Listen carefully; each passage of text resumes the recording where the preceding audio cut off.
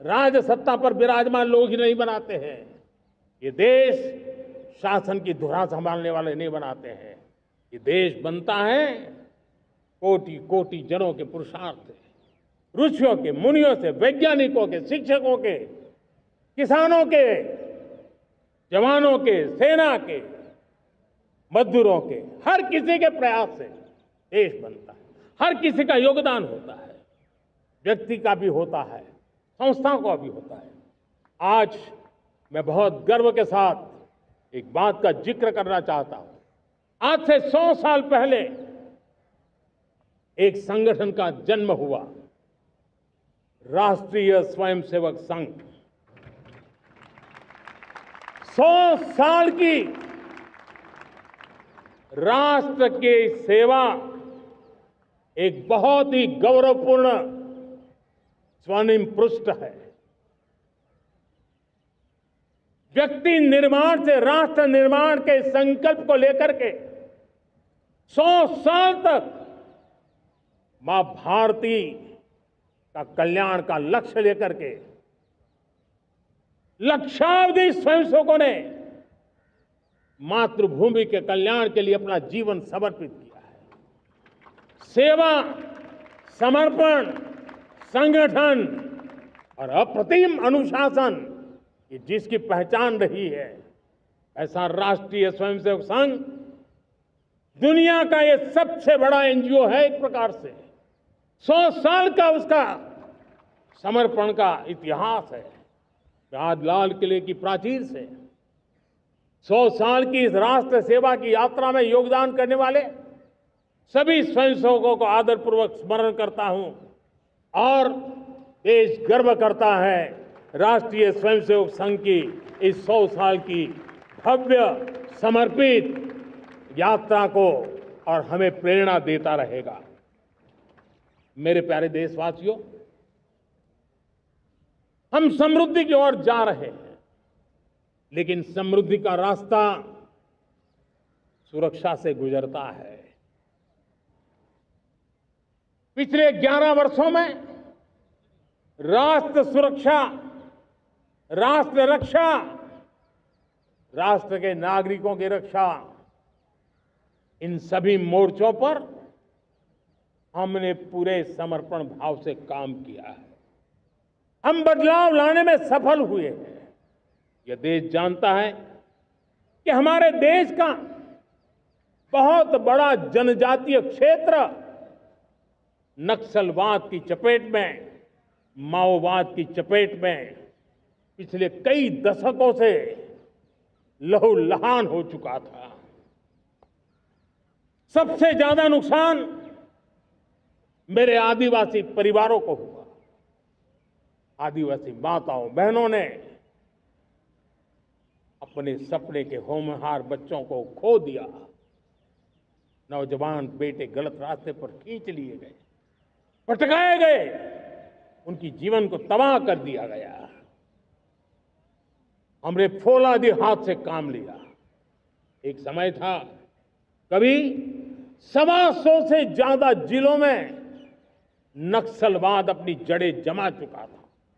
माओवाद की चंगुल में हमारे जनजातीय क्षेत्र, हमारे जनजातीय नौजवान फंसे हुए थे, और आज 125 जिलों में से कम होते होते हम 20 पर ले आए हैं।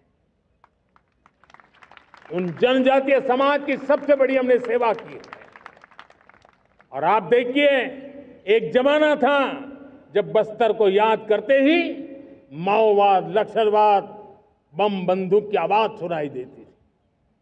उसी बस्तर में माओवाद नक्सल से मुक्त होने के बाद जब बस्तर के नौजवान ओलंपिक करते हैं, हजारों नौजवान भारत माता की जय बोल करके खेल के मैदान में उतरते हैं, पूरा वातावरण उत्साह से भर जाता है।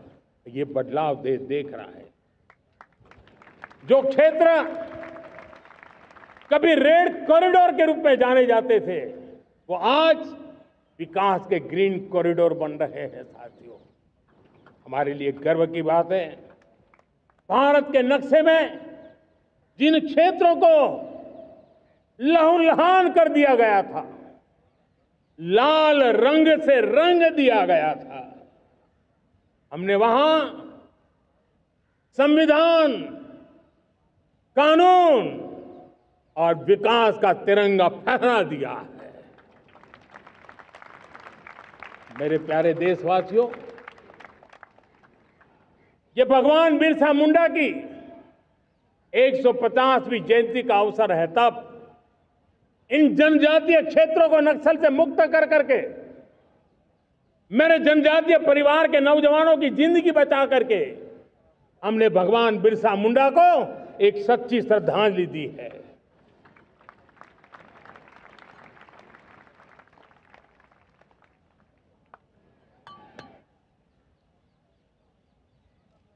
मेरे प्यारे देशवासियों, मैं आज देश के सामने एक चिंता, एक चुनौती के संबंध में आगाह करना चाहता हूं। षड्यंत्र के तहत, सोची समझी साजिश के तहत देश की डेमोग्राफी को बदला जा रहा है। एक नए संकट के बीज बोए जा रहे हैं और ये घुसपैठिए मेरे देश के नौजवानों की रोजी रोटी छीन रहे हैं। एक घुसपैठिए मेरे देश की बहन बेटियों को निशाना बना रहे हैं। ये बर्दाश्त नहीं होगा। ये घुसपैठिए भोले भाले आदिवासियों को भ्रमित करके उनकी जमीनों पर कब्जा कर रहे हैं। ये देश सहन नहीं करेगा। और इसलिए मेरे प्यारे देशवासियों, जब डेमोग्राफी परिवर्तन होता है, सीमावर्ती क्षेत्रों में डेमोग्राफी में परिवर्तन होता है, तब राष्ट्रीय सुरक्षा के लिए संकट पैदा होता है। देश की एकता, अखंडता और प्रगति के लिए ये संकट पैदा, सामाजिक तनाव के बीज बो देता है। और कोई देश अपना देश घुसपैठियों के हवाले नहीं कर सकता है। दुनिया का कोई देश नहीं कर सकता है, तो हम भारत को कैसे कर सकते हैं? हमारे पूर्वजों ने त्याग और बलिदान से आजादी पाई है, हमें स्वतंत्र भारत दिया है। उन महापुरुषों के प्रति हमारा कर्तव्य है कि हम हमारे देश में ऐसी हरकतों को स्वीकार न करें। उनकी सच्ची श्रद्धांजलि होगी। और इसलिए मैं आज लाल किले की प्राचीर से कहना चाहता हूं, हमने एक हाई पावर्ड डेमोग्राफी मिशन शुरू करने का निर्णय किया है। ये मिशन, इस मिशन के द्वारा ये जो भीषण संकट नजर आ रहा है, भारत पे मंडरा रहा है जो संकट है, उसको निपटाने के लिए तय समय में सुविचारित, सुनिश्चित रूप से अपने कार्य को करेगा। उस दिशा में हम आगे बढ़ रहे हैं। मेरे प्यारे देशवासियों, कल जन्माष्टमी का पावन पर्व है। भगवान श्री कृष्ण का